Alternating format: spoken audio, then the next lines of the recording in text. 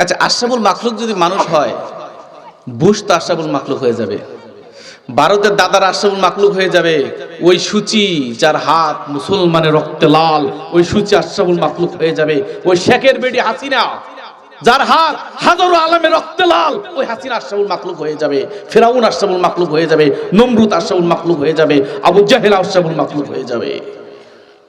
তাহলে মানুষ কেমন আশরাফুল মাখলুক হয় বলেন?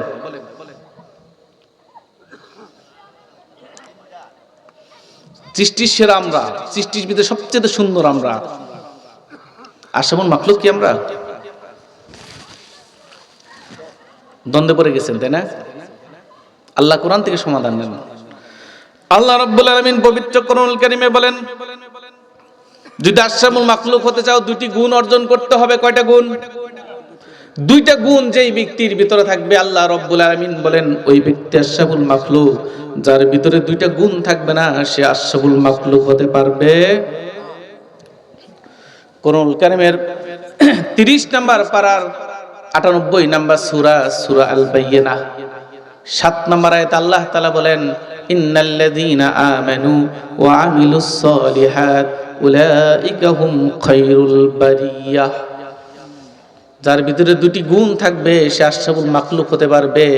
1 নাম্বার হচ্ছে ইন্নাল্লাযীনা আমানু, তোমাকে ঈমানদার হতে হবে, ঈমান গ্রহণ করতে হবে কিনা বলেন?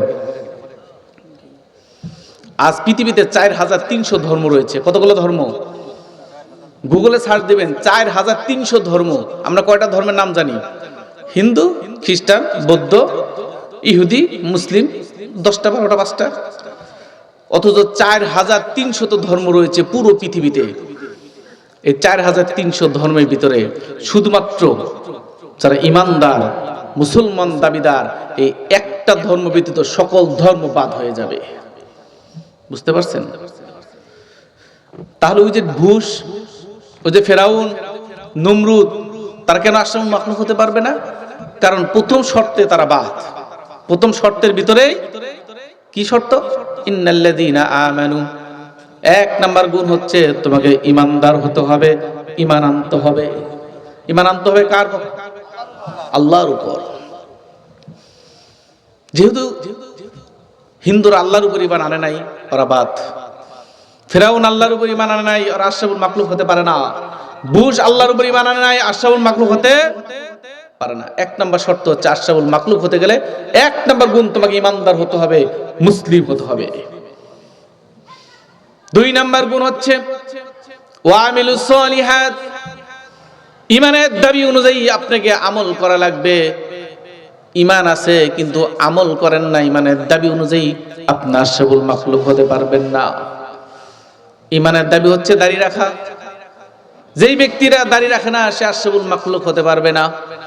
ঈমানের দাবি হচ্ছে সুদ খাওয়া যাবে না। সুদখোররা কখনো আশরাফুল মাখলুক হতে পারে না। তুমি মুসলমান, 1 নাম্বার গুণ আছে কিন্তু সুদখোর। ঈমানের দাবি অনুযায়ী তোমাকে সুদ খাওয়া যাবে না। ভাই হয়ে বোনের ওয়ারিশ ঠকায় যে ব্যক্তি, ঈমানের দাবি অনুযায়ী তোমাকে ভাই হয়ে বোনের ওয়ারিশ ঠকানো যাবে না। তুমি এটা করতেছো, তুমি আশরাফুল মাখলুক হতে পারবে না। আলেমদেরকে আঘাত করা যাবে না। যারা দ্বীনের ধারক বাহক, আল্লাহর কোরআনে খেদমত করে, তাদেরকে আঘাত করা হারাম ঈমানের দাবি অনুযায়ী। অথচ শেখের বেটি এই কাজটা করেছে, হাজারো আলেমদেরকে আঘাত করেছে। সেই জন্য 2 নাম্বার গুণ অনুসারে এই শেখের বেটিও আশরাফুল মাখলুক থেকে বাদ। একে যারা অনুসরণ করেছে সবগুলো একই। কারণ যে ব্যক্তি ভালো কাজ করবে, ভালো কাজে সাহায্য করবে, সমপরিমাণ সওয়াব পাবে। যে ব্যক্তি খারাপ কাজ করবে, খারাপ কাজে সাহায্য করবে, সমপরিমাণ গুনাহগার হবে। ঠিক কিনা? তাহলে আশরাফুল মাখলুক হতে গেলে 1 নাম্বার গুণ কি বলেছিলাম বলেন? ঈমান আনতে হবে। 2 নাম্বার গুণ ঈমানের দাবি অনুযায়ী আপনাকে আমল করতে হবে। ঈমান আনছেন, ভালো কাজ করেন না, আপনি আশরাফুল মাখলুক না। ঈমান আছে, ভালো কাজও করেন, আপনি আশরাফুল মাখলুক। এবার আসেন তো আল্লাহ পাক কি বলেন? আমি তোমাকে সৃষ্টির সেরা বানাইছি, সবচেয়ে সুন্দর করে দিয়েছি। আশরাফুল মাখলুক হতে গেলে যে 2টা শর্ত লাগে, এই 2টা শর্ত আমি তোমাকে বলে দিয়েছি। এবার আশরাফুল মাখলুক যদি হতে পারো, তোমার জন্য আমি জান্নাত রেখেছি। আর যদি আশরাফুল মাখলুক হতে না পারো তোমার জন্য জাহান্নাম রয়েছে। একটা জিনিস মনে রাখবেন, আশরাফুল মাখলুক ব্যতীত আল্লাহ পাক কাউকে জান্নাত দিবেন না। এবার আপনি নিজেই বলতে পারবেন আপনি কি আশরাফুল মাখলুক না শুধু মানুষ? বলেন তো, আশরাফুল মাখলুক কি আদৌ আমরা হতে পেরেছি? আমরা শুধু মানুষটাই হয়েছি। তো প্রকৃত যে মানুষ, সে প্রকৃত মানুষটা আমরা হতে পারি নাই। আর এই মাহফিল যে আয়োজন করেছে কোনো উদ্দেশ্য আছে কিনা? আপনারা এখানে এসেছেন কোনো উদ্দেশ্য আছে কিনা? আমি এখানে বসে কোরআনুল কারীম থেকে আলোচনা করতেছি কোনো উদ্দেশ্য আছে কিনা? তো কোনো উদ্দেশ্য ছাড়া যদি আমরা কিছু না করি, আল্লাহ পাক আমাদেরকে আশরাফুল মাখলুক বানাইলেন, সৃষ্টির সেরা বানাইলেন, সবচাইতে সুন্দর বানাইলেন, এমনি এমনি না উদ্দেশ্য আছে? তো উদ্দেশ্যটা কি? আসেন আল্লাহর কোরআন থেকে জেনে নেই। আল্লাহ তাআলা বলেন পবিত্র কোরআনুল কারীমের 27 নম্বর পারার 51 নম্বর সূরা, সূরা আয-যারিয়াত 3 নম্বর রুকু 56 নম্বর আয়াতে আল্লাহ তাআলা বলেন ওয়ামা খালাকতুল জিন্না ওয়াল ইনস ইল্লা লিয়াবুদুন। আমি মানুষ এবং জিনকে সৃষ্টি করেছি শুধুমাত্র আমার ইবাদত বন্দেগী করার জন্য। যারা আমার ইবাদত বন্দেগী করবে তারা আশরাফুল মাখলুক, যারা আমার ইবাদত বন্দেগী করবে না শুয়োর এবং কুত্তার চাইতেও খারাপ। কার কথা? আল্লাহর কথা। এখন বলবেন হুজুর আপনি শুয়োর এবং কুত্তা বললেন, আর আমি তাও তো ভালো বলছি। আল্লাহ পাক বলেন বাল হুম আদল, ওর চাইতেও খারাপ। দলিল নেন আল্লাহর কোরআন থেকে। আল্লাহর কোরআন আমার হাতে, সূরা আরাফ 179 নম্বর আয়াত। আল্লাহ তাআলা বলেন ওয়ালাকাদ যারানা লিজাহান্নামা কাসীরাম মিনাল জিন্নি ওয়াল ইনস লাহুম কুলুবুন লা ইয়াফকাহুনা বিহা ওয়া লাহুম আ'য়ুনুন লা ইবসিরুনা বিহা ওয়া লাহুম আযানুন লা ইয়াসমাউনা বিহা উলাইকা কাল আনআমি বাল হুম আদল। আল্লাহ রাব্বুল আলামিন বলেন ওয়ালাকাদ যারানা লিজাহান্নামা কাসীরাম মিনাল জিন্নি ওয়াল ইনস, আমি অধিকাংশ জিন এবং মানুষকে সৃষ্টি করেছি জাহান্নামে দেওয়ার জন্য। নাউজুবিল্লাহ বললেন না? আল্লাহ পাক কি শব্দ চয়ন করেছেন? ওয়ালাকাদ যারানা লিজাহান্নামা কাসীরাম মিনাল জিন্নি ওয়াল ইনস, অধিকাংশ মানুষ এবং জিনকে আমি বানাইছি জাহান্নামে দেওয়ার জন্য। আমি কেন তাদেরকে জাহান্নামে দেব? লাহুম কুলুবুল লা ইয়াফকাহুনা বিহা, আমি তাদের অন্তর দিয়েছি, তার উপলব্ধি করে নাই। অন্তর দিয়েছি, উপলব্ধি।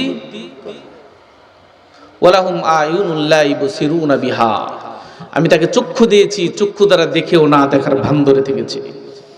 ওয়ালাহুম আযানুন লা ইয়াসমাউনা বিহা, আমি তাদেরকে কান দিয়েছি, ইসলামের নিদর্শনগুলো শুনেও না শোনার ভান ধরে থেকেছে। আল্লাহ পাক বলেন উলাইকা কাল আনআম, ওরা চতুষ্পদ জানোয়ার, শুয়োর এবং কুকুর। আল্লাহ রাব্বুল আলামিন চিন্তা করলেন শুয়োর এবং কুকুরের তো জ্ঞান বুদ্ধি বিবেক নাই, অথচ মানুষকে আমি জ্ঞান দিয়েছি, বিবেক দিয়েছি, বুদ্ধি দিয়েছি। এই মানুষকে যদি শুয়োর কুত্তার সাথে তুলনা করি, শুয়োর এবং কুত্তা অপমান হয়ে যাবে। সুতরাং বালহুম আদল, শুয়োর কুত্তার চাইতেও তারা খারাপ। চিন্তা করেন, আল্লাহ পাক প্রথমে প্রশংসা করলেন এই মানুষগুলো আশরাফুল মাখলুক, সৃষ্টির সেরা, সবচেয়ে সুন্দর করে আমি বানিয়েছি। আর এখানে আল্লাহ তাআলা কি বললেন? সূরা আরাফের 179 নম্বর আয়াতে এরা শুয়োর এবং কুত্তার চাইতেও খারাপ। কেন বললেন? সমাধান নেবেন না? সমাধান নেওয়ার প্রয়োজন আছে কিনা বলেন? না উঠে যাবেন? আচ্ছা, ইবাদত করা ব্যতীত, আবারও বলছি, ইবাদত করা ব্যতীত কেউ কোনো জানোয়ারের চাইতে অগ্রগণ্য হতে পারবে না। যদি ইবাদত বন্দেগী আপনি করেন আশরাফুল মাখলুক, যদি ইবাদত না করেন চতুষ্পদ জানোয়ার আপনি। এখন বলবেন আমি ডাক্তার হয়েছি, আমি বোধহয় জাতির শ্রেষ্ঠ সন্তান। আল্লাহ পাক বলেন মোটেই না। ডাক্তার হিসেবে যদি জাতির শ্রেষ্ঠ সন্তান দাবি করতে চাও তাহলে বানর জাতির শ্রেষ্ঠ সন্তান হয়ে যাবে। কারণ বানরকে ডাক্তারি জ্ঞান দিয়েছেন কে? আপনাকে তো পরে জ্ঞান অর্জন করতে হয়। আল্লাহ প্রদত্ত ডাক্তারি জ্ঞান আল্লাহ পাক বানরকে দিয়েছেন।